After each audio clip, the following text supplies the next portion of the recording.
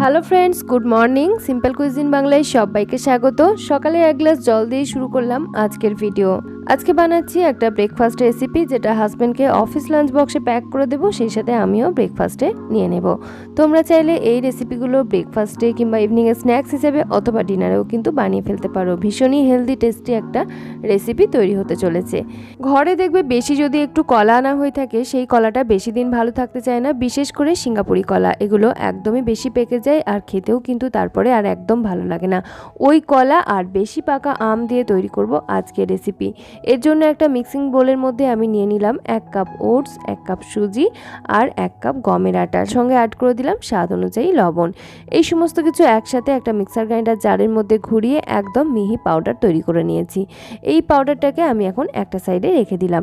তারপরে ওই mixer grinder জারের মধ্যেই নিয়ে নিচ্ছি একটা ওই বেশি পেকে যাওয়া কলাটার খোসা ছাড়িয়ে 2 টুকরো করে নিলাম। আর সেই সাথে একটা আমের থেকে 3 টুকরো আম আমি খোসা ছাড়িয়ে অ্যাড করে দিচ্ছি। এই আমটাও কিন্তু খুব বেশি পেকে গেছে। হিমসাগর আম কিংবা সিঙ্গাপুরি কলা এগুলো বেশি পেকে গেছে মানেই কিন্তু বুঝতে পারছো খুব বেশি মিষ্টি। তাই এই রেসিপির মধ্যে আর আলাদা করে চিনি বা মিষ্টির জন্য অন্য কিছু ব্যবহার করছি না। তোমরা যদি চাও তাহলে এখানে গুড় বা অন্য কিছু সুইটনার ইউজ করতে পারো। খুব ভালোভাবে একসাথে ব্লেন্ড করে নিয়েছি। আর তারপর এর সঙ্গে অ্যাড করে দিলাম ওই কাপেরই 1 কাপ পরিমাণ টক দই। 3-4 টেবিল চামচ মতো দইয়ের বাটি ধোয়া জল দিয়ে খুব ভালোভাবে আবার একবার ঘুরিয়ে নিলাম। তারপর এর সঙ্গে অ্যাড করে দিলাম 1 চামচ মতো মৌরি, যাতে করে কলার গন্ধটা একেবারেই না আসে। এইবারে আমরা যে পাউডারটা তৈরি করে রেখেছিলাম ওট, সুজি এবং আটার, সেটা আমি অল্প অল্প করে দিয়ে একটা মিশ্রণ তৈরি করে নিচ্ছি। এটা হাত দিয়ে ঘুরিয়ে মিশ্রণটা তৈরি করে নিতে হবে, আর কিন্তু ব্লেন্ড করার দরকার নেই। খুব ভালো করে মিশিয়ে নেবে। একটা থকথকে ব্যাটার আমাদের তৈরি করে নিতে হবে। যে পরিমাণ আটা লাগলো সেটা অ্যাড করলাম, আর তারপরে বেঁচে যাওয়া ওই মিক্সচারটা আমি রেখে দিলাম, অন্য রেসিপিতে কাজে লেগে যাবে। এবারে 1/2 চা চামচ মতো বেকিং পাউডার অ্যাড করলাম আর সমস্ত কিছু একবার খুব ভালোভাবে ঘুরিয়ে নিলাম। দেখো, ঠিক এরকম কনসিস্টেন্সির ব্যাটার আমাদেরকে তৈরি করে নিতে হবে। ব্যাটার আমাদের একদম তৈরি, এক সাইডে রেখে দিলাম। এবারে একটা প্যান গরম করে তার মধ্যে 1 টেবিল চামচ মতো রিফাইন্ড অয়েল অ্যাড করলাম, আর তেলটা খুব ভালোভাবে একটা স্প্যাচুলা দিয়ে কড়াইয়ের চারিদিকে ছড়িয়ে নিলাম।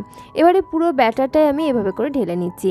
ব্যাটারের ঘনত্বটা তোমরা এখন নিশ্চয়ই দেখে খুব ভালো করে বুঝতে পারছো। ঠিক এরকম থকথকে একটা ব্যাটার তৈরি করে নেবে। চারিদিকে একটা স্পুনের সাহায্যে খুব ভালো করে স্প্রেড করে দিলাম, আর ঢাকা চাপা দিয়ে একদম লো টু মিডিয়াম ফ্লেমে রেখে দিলাম 2 থেকে 3 মিনিটের জন্য। ফ্লেমটা অবশ্যই রাখবে মিডিয়াম টু লোয়ের দিকে। কড়াইটা ফার্স্টে ভালো করে গরম করে নিয়ে তারপরে ফ্লেমটা কমিয়ে দেবে। উপরের সাইডটা যখন দেখবে বেশ শক্ত শক্ত মতো হয়ে গেছে, একদমই কাঁচা ভাবটা নেই, তখন বুঝবে নিচের দিকটা পুরোপুরিভাবে রেডি হয়ে গেছে।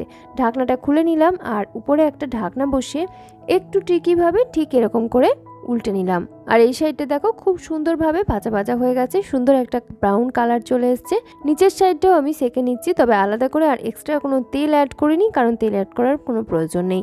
ঢাকা চাপা দিয়ে আবারও মিনিট 2 মতো অপেক্ষা করছি। ফ্লেম অবশ্যই রেখেছি মিডিয়াম টু লোয়ের দিকে। 2 মিনিট পরে তোমরা স্প্যাচুলা দিয়ে নিচের সাইডটাও এভাবে একটু চেক করে দেখে নেবে। যখন দেখবে সুন্দর কালার ধরে এসছে, ফ্লেমটা অফ করে দেবে। আর তারপরে প্যান থেকে তুলে এটাকে ঠান্ডা করে একটা প্লেটের মধ্যে নিয়ে নেবে আর কাট লাগিয়ে নেবে। তৈরি হয়ে গেল ভীষণই হেলদি বানানা ম্যাঙ্গো পাই। এগুলোকে আমি একটা পিৎজা কাটার দিয়ে ঠিক পিৎজার মতো করে সেভ করে কেটে নিচ্ছি, যেহেতু এটা দেখতে পিৎজার মতোই হয়েছে। তোমরা নিজের নিজের পছন্দ মতো সাইজ করে কেটে নেবে।